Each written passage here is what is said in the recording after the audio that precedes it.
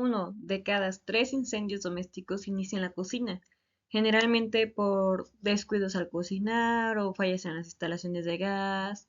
Es por eso que es muy importante revisar periódicamente las conexiones y contar con un extintor en caso de que sea posible. Esto ayudando a reducir drásticamente el riesgo. Es por eso que el día de hoy vengo con el tema cómo actuar ante una emergencia, por su servidora Mariel Cruz Domínguez. El primer tema, el primer tema muy importante, el cual es ante una emergencia. Y esto es nada más y nada menos qué hacer y qué no hacer ante una situación de emergencia, lo cual constituyen los principios básicos del socorro.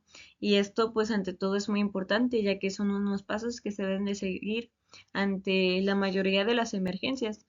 Y el primer paso, que es muy importante, es apartar a la víctima del peligro. Obviamente hay unas situaciones que nosotros no vamos a poder apartar a la víctima del peligro porque las situaciones pueden ser muy variadas y muy diferentes. Por ejemplo, una persona que desgraciadamente, algo hipotético que hayan atropellado a una persona enfrente de su casa, pero enfrente de su casa supongamos que es carretera o pasan constantemente los carros. Usted no puede apartar a esa persona sin voltear a ver a los dos lados o sin pedir ayuda antes, porque ya serían dos personas lesionadas, no solo esa persona. Y el segundo paso, que es no arriesgar su vida ni la de tercero. Como ya lo estaba comentando en el punto anterior, hay una regla muy importante de la cual me gustaría platicarles y que conocieran, que es la de primero yo, después yo y al último yo. Yo no voy a arriesgar mi vida para salvar a otra persona si realmente yo no sé cómo ayudarla o cómo salvarla. En este caso, como el ejemplo que había puesto en un principio, yo no puedo ayudar a esa persona si todavía siguen pasando los carros y nomás lo pueden esquivar a él. O sea, la persona que está en el piso, o sea, solo los carros pueden estar esquivando a esa persona, pero si yo llego a interrumpir, ya serían dos personas dentro de ahí. Y ya no más va a ser un lesionado, sino vamos a ser dos lesionados. Y la tercera, que es mantener la calma y valorar las prioridades. Es muy importante mantener la calma en este tipo de situaciones porque si yo me empiezo a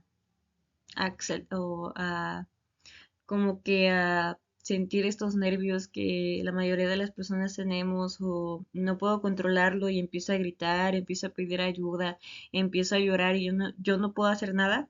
También hay algunas veces que algunas personas no pueden expresar este tipo de emociones y nomás lo que hacen suelen quedarse como que pasmadas, ¿no? Como unos minutos pasmados y no pueden hacer la gran cosa porque siguen en ese estado de shock. Por lo cual el mantener la calma, el respirar 3 segundos y decir, inhalar profundo, exhalar y poder decir o pedir ayuda y, y tomarse el tiempo necesario antes de exaltarse o exaltar a las demás personas. Y el punto número 4, que es la llamada al número de emergencias, en este caso 911. Eh, Esto también es muy importante y este punto sobre llamar y cómo llamar al 911 se verá más adelante. Siguiente tema, cómo pedir ayuda. Primer paso, ¿qué ha pasado? Y esto realmente se tiene que explicar o dar la información en pocas palabras. No se puede extender a todo lo que pasó, sino que en pocas palabras quién necesita la ayuda, dónde se encuentra, entre qué calle y un punto de referencia. O hay un otro enfrente, hay el famosísimo elefante en el palo ocupado, o hay una iglesia de tal colonia, de tal barrio, que eso puede ayudar al servicio de emergencia a a mandar la ambulancia y que la ambulancia no llegue a tardar en el lugar. Número 2. El número de víctimas y su estado. Por ejemplo, si fue en un choque automovilístico donde suelen, no sé, donde, por ejemplo, en los choques muy comunes, que se han vuelto por desgracia muy comunes de los Ubers, del cual llevan, o sea, todo el carro va lleno. Y el accidente sería que, o sea, va una camioneta y esa camioneta son de tantos asientos y ese carro va lleno, entonces das un suponer un número de víctimas y su estado, si esas personas, si ves sangre o si ves que alguna de esas personas se está moviendo o cualquier tipo de situación en caso de su estado. Y esto se ve muchísimo en las personas que cuenta, bueno, que les pasa un paro cardíaco, el cual la mayoría de las veces nomás es una persona y esta persona siempre es una persona inconsciente. Esto se va a ver más adelante con los primeros auxilios, de los cuales vamos a hablar un poquito más adelante. Y si es un accidente de tráfico, número de vehículos implicados, como ya lo había comentado con los Ubers. Si este Uber chocó con más carros, lo conocido como carambola, que es un carro que choca a otro carro y así se va como una cadenita, cadenita, cadenita, y se implican demasiados automóviles.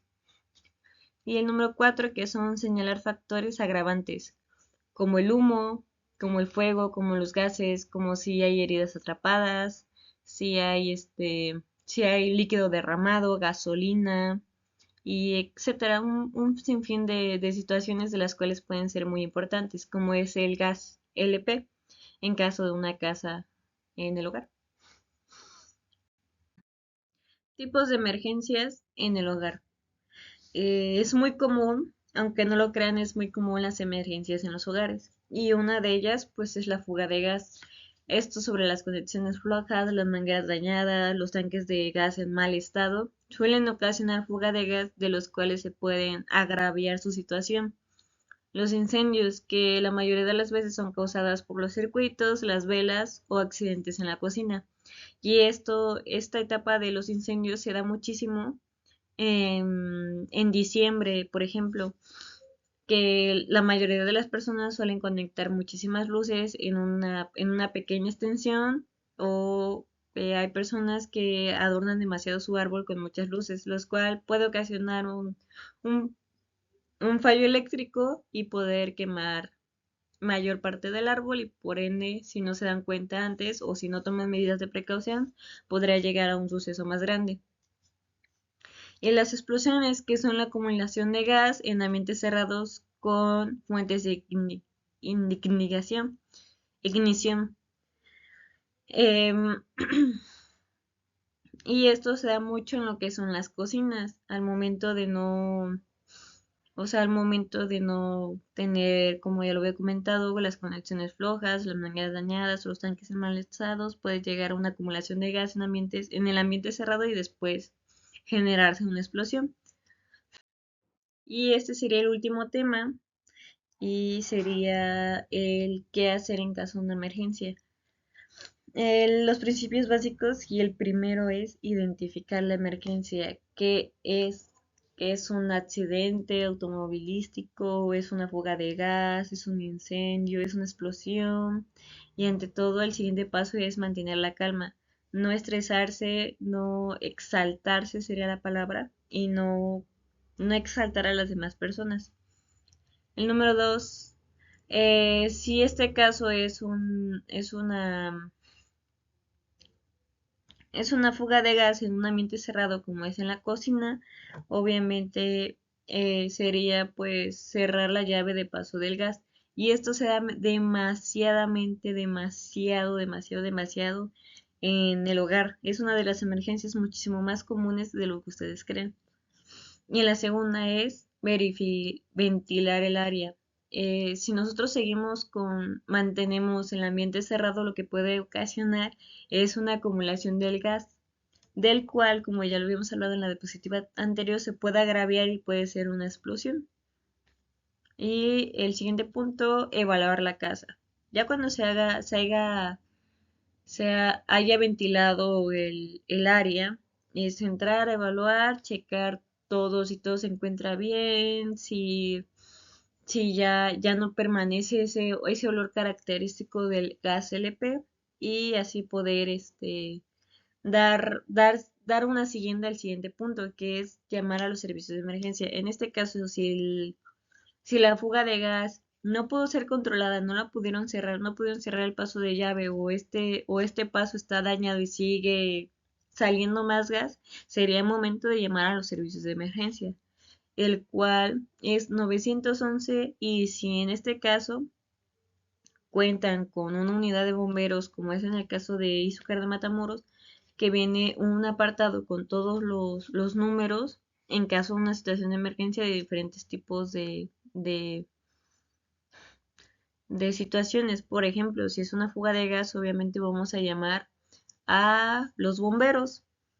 Y si es una riña, hablamos a los policías.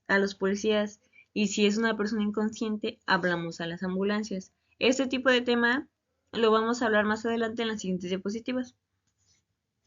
Para que en el siguiente punto, perdón, es no regresar hasta que esté seguro, hasta que usted esté completamente seguro que se puede ingresar a la vivienda, ya que los servicios de emergencia ya le comentaron que ya podía regresar, o usted percatarse que no hay un tipo de emergencia mayor.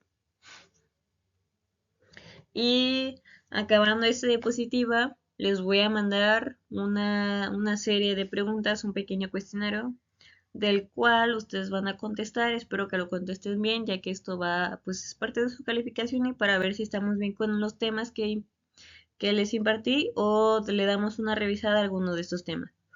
Y si cuentan con una duda o si algo no le quedó muy bien sobre este tema, me pueden mandar un mensaje por WhatsApp y yo con mucho gusto se lo puedo atender, responder o volvemos a hacer una otra presentación con más ejemplos, más claridad y hacemos otra reunión para que todo quede claro.